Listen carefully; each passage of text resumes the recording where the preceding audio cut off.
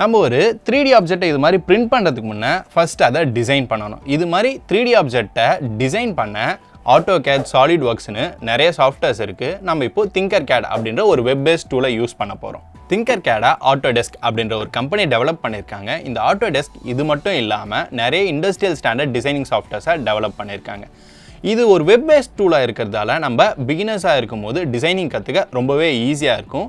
டிசைனை தாண்டி Tinkercadல circuits and blocks programming கூட பண்ண முடியும். இந்த Tinkercadை ஓப்பன் பண்ணுறதுக்கான லிங்க் உங்களுக்கு கீழே டிஸ்கிரிப்ஷனில் கொடுத்துருக்கேன். அந்த லிங்கை கிளிக் பண்ணியே Tinkercadை ஓப்பன் பண்ணிக்கலாம். அப்படி இல்லைனா உங்களோட ப்ரௌசரில் நீங்கள் Tinkercad அப்படின்னு சர்ச் பண்ணிங்கன்னா உங்களுக்கு வர ஃபர்ஸ்ட் ரிசல்ட் வந்து Tinkercadை ஓப்பன் பண்ணுறதுக்கான லிங்காக இருக்கும்.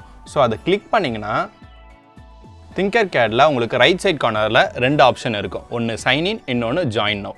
இப்போ நீங்கள் ஆல்ரெடி அக்கௌண்ட் வச்சுருந்தீங்கன்னா சைன்இன் ஆப்ஷன் யூஸ் பண்ணி உள்ளே போயிடலாம். அப்படி இல்லைனா ஜாயின் நவ் கொடுத்துட்டு அதில் கிரியேட் எ பர்சனல் அக்கௌண்ட் கொடுத்துட்டு அதில் நீங்கள் உங்களோட ஜிமெயில் அப்படி இல்லைனா ஆப்பிள் அக்கௌண்ட் யூஸ் பண்ணி சைன்இன் பண்ணிக்கலாம். இப்போ நான் சைன்இன் வித் கூகுள் கொடுத்துட்டு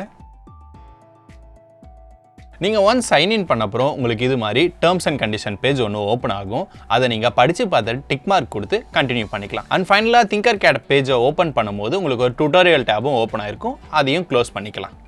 ஓகே, நீங்கள் சைன்இன் பண்ணிட்டீங்க. இப்போது உங்கள் Tinkercadஐயும் ஓப்பன் பண்ணிட்டீங்க. நான் ஆல்ரெடி சொன்ன மாதிரி Tinkercadஐ யூஸ் பண்ணி 3D design, circuit, code, blocks என்ன வேணாலும் பண்ணிக்கலாம். நம்ம இப்போது 3D டிசைன் பண்ண போகிறோம்.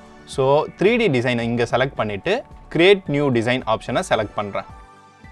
ஓகே, கிரியேட் நியூ டிசைனை செலக்ட் பண்ணோடனே எனக்கு டிசைன் பேஜ் ஓப்பன் ஆகிடுச்சு. இங்கே நம்ம ப்ராஜெக்ட்டுக்கு என்ன நேம் வேணாலும் கொடுத்துக்கலாம். நான் ஃபஸ்ட்டு சிட்டி அப்படின்னு கொடுக்குறேன். ஓகே, இந்த ஒர்க் பிளேன் அப்படின்னு ஒன்று இருக்கு இல்லையா, அங்கே தான் நம்ம டிசைன் பண்ண போகிறோம்.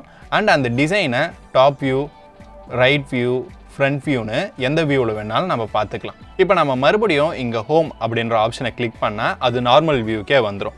அண்ட் அதுக்கடுத்து கரெக்டாக நம்ம டிசைன் பண்ண ஆப்ஜெக்டை மட்டும் பார்க்குற view, zoom in option, zoom out ஆப்ஷன்னு நிறைய ஆப்ஷன் இங்கே இருக்கும். இதை தாண்டி நம்மளால் நிறைய ஸ்டாண்டர்டான டிசைன்ஸை இங்கேருந்து யூஸ் பண்ணிக்க முடியும். இது மாதிரி டிசைன்ஸ்லாம் எப்படி யூஸ் பண்ணுறது, அதை வச்சு எப்படி நம்ம டிசைன்ஸை சேஞ்ச் பண்ணுறது அப்படின்றதெல்லாம் வரப்போகிற வீடியோஸில் பார்த்து தெரிஞ்சுக்கலாம்.